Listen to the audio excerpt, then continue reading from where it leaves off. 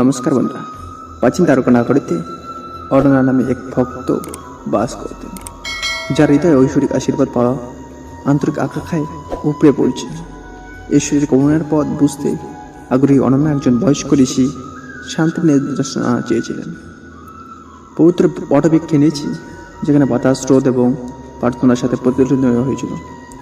অরণ্যা শান্তির কাছে একটি প্রশ্ন নিয়ে এসেছিল, যা তার আত্মার গভীর ছিল। কীভাবে একজন সত্যিকারের ঈশ্বর আশীর্বাদ পেতে পারে? শান্তি জ্ঞানের ভাণ্ডার শ্রীকৃষ্ণের নীলবতী পাঠের সাথে জড়িত একটি জীবন পরিবর্তনকারী গল্প বর্ণনা করতে শুরু করেছিল। গোবর্ধনের বিচিত্র গ্রামে গোপিকা নামে একজন সাধারণ দুধের দাসী থাকতেন। তার দিনগুলি গরুর দেখাশোনা করা এবং গ্রামে দুধ নিয়ে যাওয়ার জাগতিক কাজে ভরা ছিল। তবুও যা গোপীকে আলাদা করে তা হল ভগবান কৃষ্ণের প্রতি তার অটল শুদ্ধ ভক্তি। গোপিকার হৃদয় ছিল বিশুদ্ধ ভক্তির অভয়ারণ্য। প্রতিটি কর্মে তিনি ঐশ্বরিকের কাছে তার প্রেম নিবেদন একটি সুযোগ দেখেছিল। তার জাগতিক কাজগুলি পবিত্র আচার অনুষ্ঠানে রূপান্তরিত হয়েছিল এবং তার পরবর্তী চিন্তার সাথে অনুরোধিত হয়েছিল কৃষ্ণের নাম তো সেবা। কৃষ্ণ তার ঐশ্বরিক জ্ঞানে গোপিকার নিঃস্বার্থ সেবা পর্যবেক্ষণ করেছিলেন। তার ভালোবাসা, প্রত্যাশা বা আকাঙ্ক্ষায় তার আবদ্ধ ছিল না। তিনি আনন্দপূর্ণ হৃদয় দিয়ে সেবা করেছিলেন, প্রতিটি মুহূর্তকে প্রকাশ করার সুযোগ হিসেবে আলিঙ্গন করেন। ঐশ্বরিক ইচ্ছার কাছে আত্মসমর্পণ। গোপিকা আত্মসমর্পণের সারমর্ম বুঝতে পেরেছিলেন। তার জীবন ছিল ঐশ্বরিক ইচ্ছার সংস্কৃতি, একটি প্রমাণ। আনন্দ এবং দুঃখের মধ্যে কৃষ্ণের পরিকল্পনার সংস্কৃতিতে তিনি করুণার সাথে মহাজাগতিক প্রভাবের কাছে আত্মসমর্পণ করেছিলেন। তার সীমিত বোঝাপড়াকে ছড়িয়ে গেছে চ্যালেঞ্জের মাঝে আনন্দ। জীবন গোপিকার কাছে তার চ্যালেঞ্জের অংশ নিয়ে এসেছিল, তবুও তার আত্ম আটক ছিল।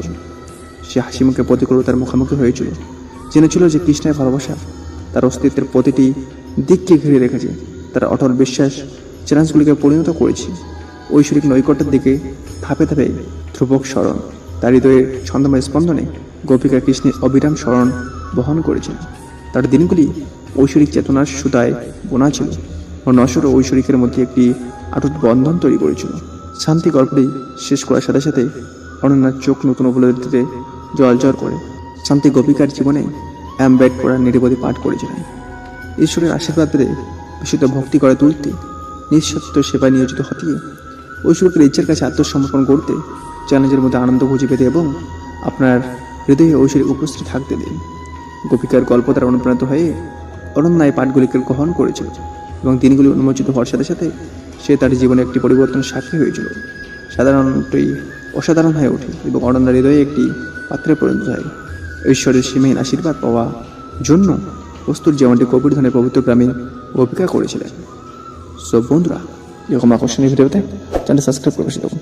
জয় হিন্দ, বন্দে মাতরম। ভারত মাতা কি জয়।